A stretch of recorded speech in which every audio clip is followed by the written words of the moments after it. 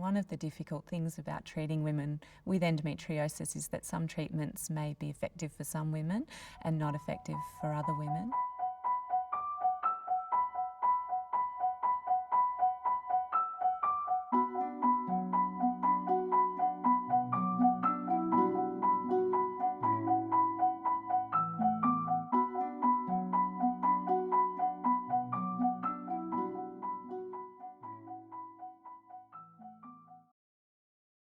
There's a lot of myths and misconceptions around endometriosis. For example, endometriosis doesn't occur in teenage children.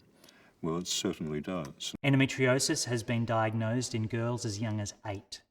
It can occur before puberty begins, and women in their teenage years, as they hit adolescence, can start to suffer and have very severe endometriosis. Another misconception is that it will be cured by pregnancy. That's totally erroneous. Pregnancy will suppress the symptoms, but the disease will still be there and the symptoms will recur typically about 12 months after the pregnancy. Some of the other problems and myths associated with endometriosis is that a single treatment will cure it. Although you can remove lesions surgically or you may make them regress, they can still come back, and recurrence of endometriosis, even with optimal treatments, can be in the range of 50%. It is true that for some women with severe endometriosis, a hysterectomy does form part of their treatment, but that's relatively rare. This is disease growing outside of the uterus, so the disease itself needs to be removed, and it is usually possible to be conservative with respect to the uterus.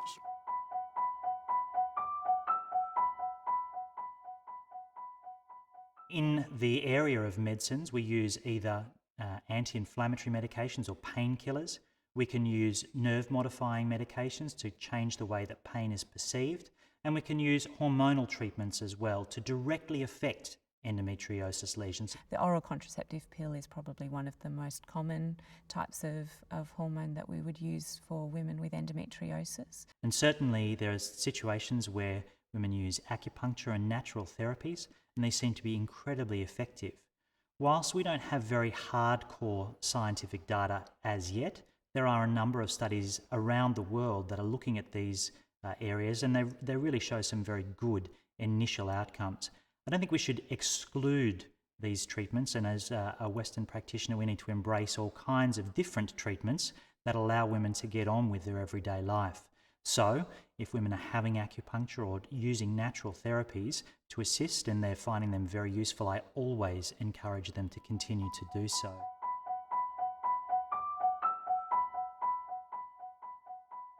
So once we've made a plan to have a surgery to investigate and treat endometriosis, generally that means having a laparoscopy. There is a range of different surgical techniques which are performed at the time of laparoscopy to remove endometriosis. The two main groups are excisional techniques and ablation techniques. And an excisional technique is where we actually remove or resect all of the abnormal diseased tissue to get back to normal tissue underneath.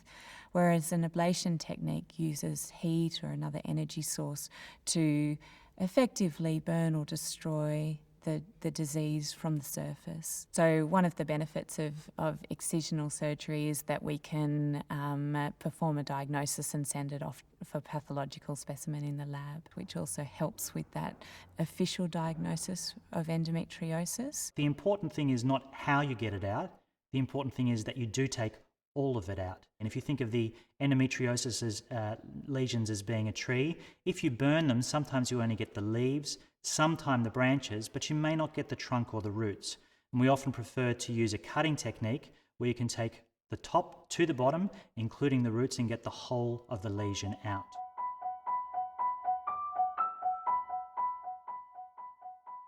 This is what we consider a minimal access technique. What that means is a woman would have a general anaesthetic. We then make a little incision inside the belly button and we put a camera into that area, and then we use up to 3 other puncture sites, sometimes fewer, sometimes more, to put in long instruments. And those instruments help to move organs out of the way and allow us to put in other instruments such as scissors to remove the endometriosis lesions. Once the instruments are put into the abdomen, we have a look from top to bottom. So all the way up from the diaphragms, that's the area directly under the lungs, the liver, the outside of the bowel. We can see all the way down to the lining of the pelvis, the uterus, the tubes, the ovaries, and around the bladder. And these are the commonest areas for endometriosis to occur. What we can then see is where the lesions are, and we make a plan to remove all of those lesions. This whole process can take as little as 30 minutes, but it may take several hours, particularly if the endometriosis is severe. And that can mean that the woman needs to stay in hospital for just a few hours and sometimes several days. This is fairly extensive and sometimes critical surgery, and it's not without risks. Just because a woman has endometriosis present doesn't mean that you need to rush in and take it out.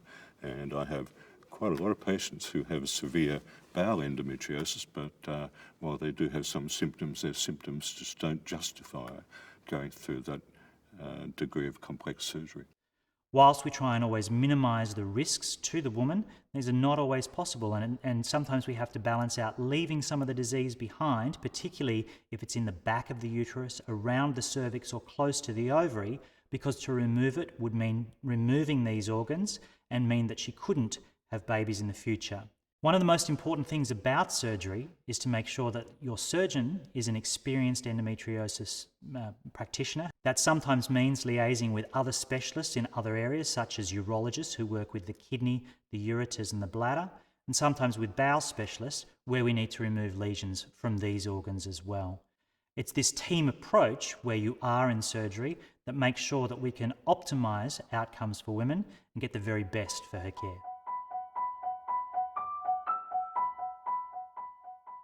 It's estimated that for infertile couples, about 40% of women will have endometriosis. I'm often asked about how to become pregnant if you have endometriosis, and the answer is actually relatively simple because there's only 3 ways. You either keep trying naturally, and hopefully the numbers will eventually stack up in your favour, because endometriosis doesn't always prevent you from becoming pregnant. It's just associated with subfertility in many situations.